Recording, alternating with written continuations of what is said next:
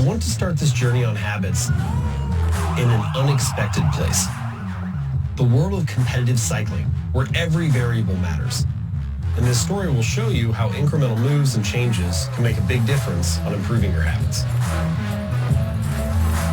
You know, cycling is a competitive sport, and around 2003, 2004, the British cycling team found themselves in this interesting position, which is they were trying really hard. They were training hard. They had all kinds of, top tier resources and coaching, and their performance wasn't there.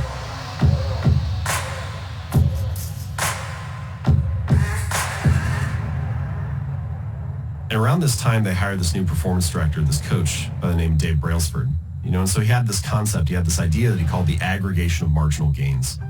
And the way that he described it was the 1% improvement in nearly everything that we do related to cycling. So they started with a bunch of small changes that you would expect a cycling team to focus on. Like they put slightly lighter tires on the bike, they designed a more ergonomic seat, they asked each rider to try different types of massage gels to see which one would lead to the best muscle recovery. They hired a surgeon to come in and teach the riders how to wash their hands to reduce the risk of catching a cold or getting the flu. They even asked each rider to try a dozen different types of pillows to see which one led to the best night's sleep for each person, and then they would have them bring that pillow on the road with them to hotels for the Tour de France and their major races.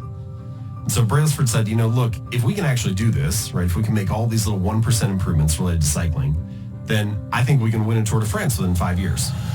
Now, he ended up being wrong. They won the Tour de France in 3 years, and then they repeated again the fourth year with a different rider. So this idea that 1% improvements are not just kind of nice to have, they're not just a bonus or a little bit extra, but actually can be the pathway to unlocking elite levels of success. So it doesn't necessarily mean that you need to do something radical. It doesn't necessarily mean that you need to do something earth-shattering. It just means that you need to do the reasonable thing, the sustainable thing, the small thing, consistently over a broad span of time. In many ways, greatness is consistency, or maybe we should say consistency is its own form of greatness. And by showing up each day, even if it's in a very small way, you can often surprise yourself with the results that you can get over a year or 2 or 3.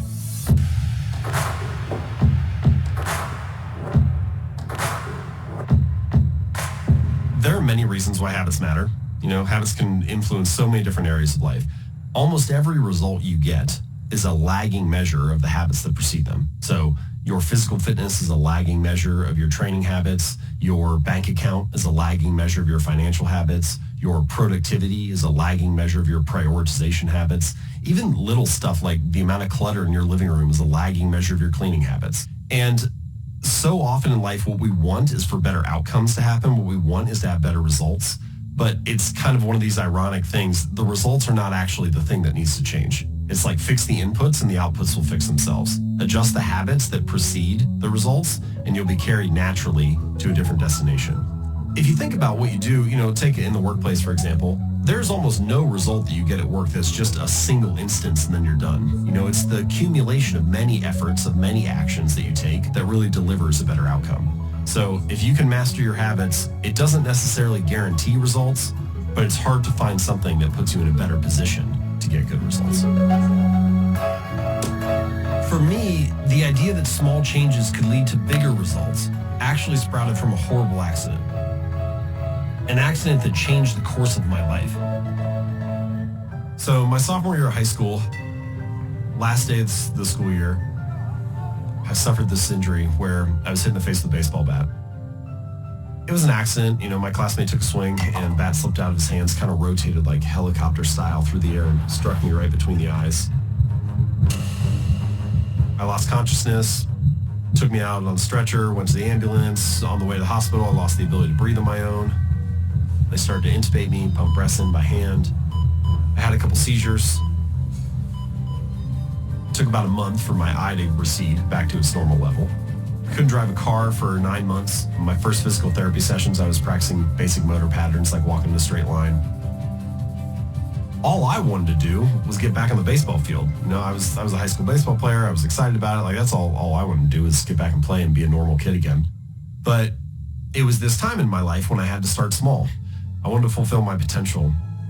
So somehow I kind of weaseled my way onto this college squad 2 years later. Junior year, I was team captain, and then senior year, I ended up being academic All-American.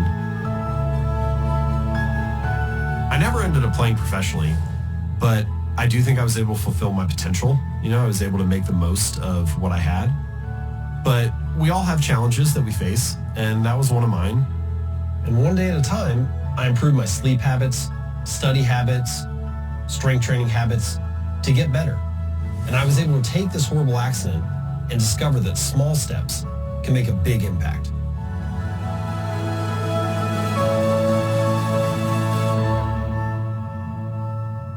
There are these common narratives that we have about how habits are formed and how difficult it is to change your habits and that kind of thing. And one of the common stories that we tell ourselves is, well, maybe if you really wanted it, then you would do it. Maybe if you had more discipline or grit or willpower or persistence. And I don't want to totally dismiss that. Like, certainly discipline and grit and willpower are very important qualities in life.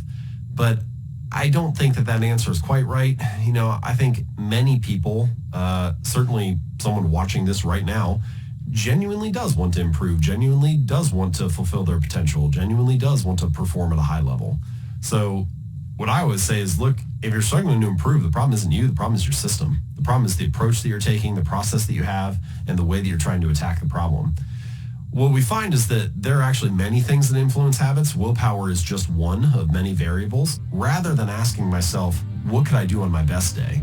What would it look like to have peak performance? Ask yourself, what could I stick to even on my worst day? So I think willpower will always play a factor in whether you show up each day and perform, but it's best to try to optimize the other factors so that you need the least amount of willpower possible to follow through on your habits.